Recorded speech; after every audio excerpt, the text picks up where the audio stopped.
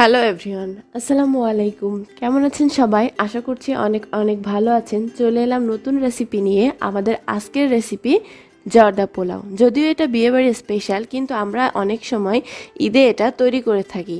ঈদে বাড়িতে অনেক মেহমান আসে, তাদেরকে খুশি করতে কিন্তু এই সুন্দর এবং সহজ রেসিপিটি যথেষ্ট। তো চলুন শুরু করা যাক। আজকের রেসিপির জন্য আমি এখানে নিয়ে নিয়েছি 1 কাপ পোলাওয়ের চাল।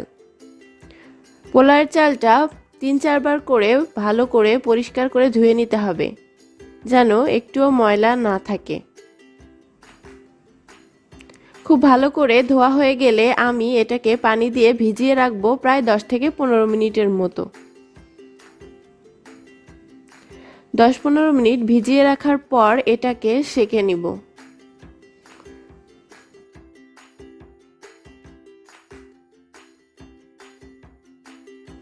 চালটাকে পানি ঝরাতে দিয়ে চলে এলাম চুলায় একটি পাত্র গরম করে এতে 1 মগ পানি নিয়ে নিচ্ছি। পানিটা একটু বেশি করে নিতে হবে।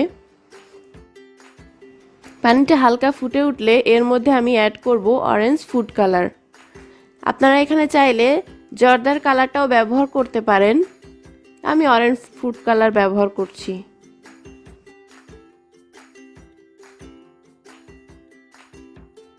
তারপর এর মধ্যে ভিজিয়ে রাখা চালগুলো ঢেলে দিলাম।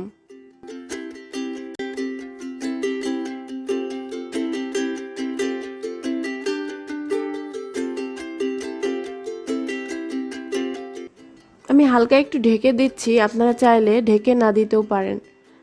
5 থেকে 7 মিনিটের মধ্যেই কিন্তু আমাদের চালটা যখন প্রায় 80% সেদ্ধ হয়ে যাবে, তখন এটাকে নামিয়ে নিতে হবে।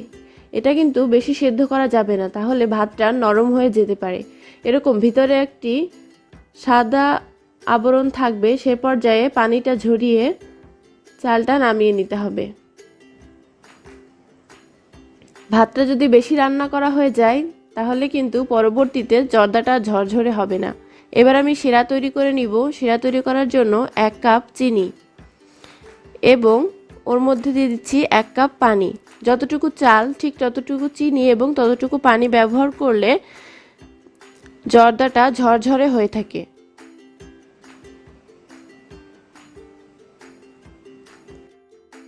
দিয়ে দিচ্ছি সামান্য লবণ, 3টা দারুচিনি, 2টা এলাচ, 2টা তেজপাতা এবং কয়েকটা লবঙ্গ। তারপর দিয়ে দিচ্ছি 1 টেবিল চামচ ঘি। তারপর এটা নেড়েচেড়ে মিশিয়ে নিতে হবে।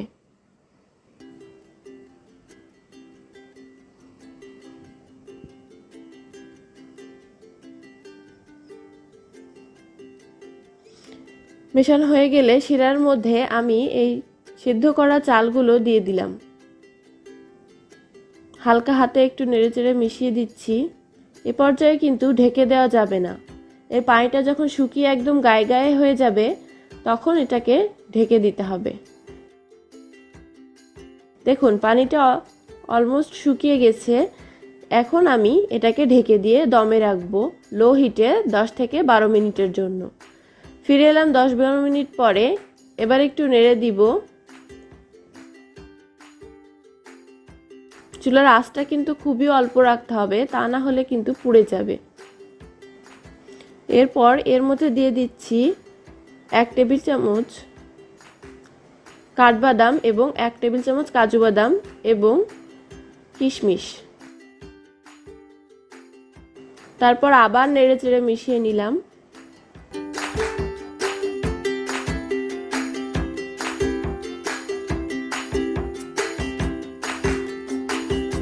এই পর্যায়ে শেষের দিকে আবার 1 টেবিল চামচ ঘি দিয়ে দিব।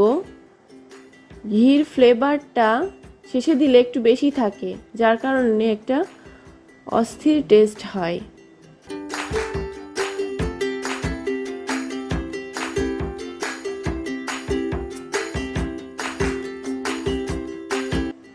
চারিদিক থেকে একটু সমান করে এক জায়গায় গুছিয়ে আবার দমে রেখে দিব। চুলার আঁচটা কমই থাকবে। আবার 12 মিনিটের জন্য রেখে দিলাম। ফিরে এলাম 12 মিনিট পরে।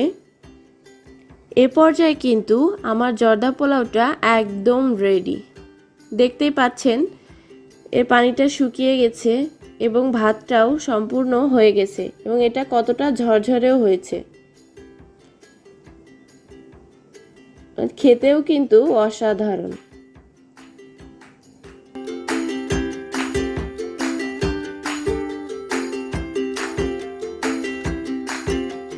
আমি একটু উপর থেকে কাজু বাদাম ও কাঠবাদাম কুচি দিয়ে গার্নিশ করে নিচ্ছি এবং এর উপরে আমি সাজিয়ে দিচ্ছি বেবি সুইট মিষ্টি। এই মিষ্টিগুলো কিন্তু আমি বাড়িতেই তৈরি করেছি। এই রেসিপিটি পেতে চাইলে আমার চ্যানেলের ডেসক্রিপশনে দেখতে পারেন বা এন্ড স্ক্রিনে ভেসে উঠবে, ওইখান থেকেও আপনারা দেখে নিতে পারেন। তো খুব সহজেই তৈরি হয়ে গেল মজাদার বিয়েবাড়ির স্বাদের জর্দা পোলাও। এই ঈদে এটা আমাদের অনেক উপকারে লাগবে আশা করছি। তো আজ এ পর্যন্তই, দেখা হবে নতুন ভিডিও নিয়ে। ততক্ষণ আমার চ্যানেলটি সাবস্ক্রাইব করে পাশে থাকুন এবং লাইক কমেন্ট করতে ভুলবেন না। আল্লাহ হাফেজ।